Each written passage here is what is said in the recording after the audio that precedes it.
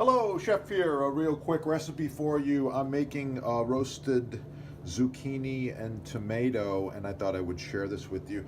It's very simple. So for the zucchini, we're going to cut off the bottom and cut off the top.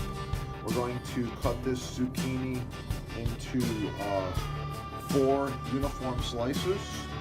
So to do that, you keep your fingers rolled back, and we're looking for 4 even pieces. 1,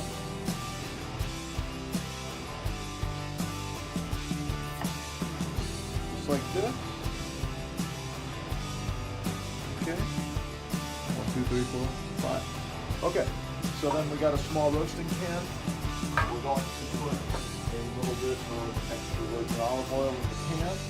A little bit like this. We're going to place our zucchini on top of the olive oil. Allow it to roast. Oh, we need to make it fit in this pan. That's easy. Cut one of them right down the middle and make it fit. Okay, the tomato, well, gonna have a hard time fitting in here too, but we're gonna get it in. So the next thing we're gonna do is we're going to, there we go, we're going to drizzle a little bit of extra virgin olive oil across this zucchini and tomato, like so, and a little bit of pepper, a bit of sea salt,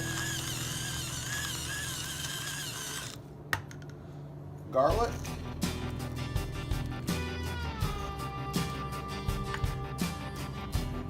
shallots,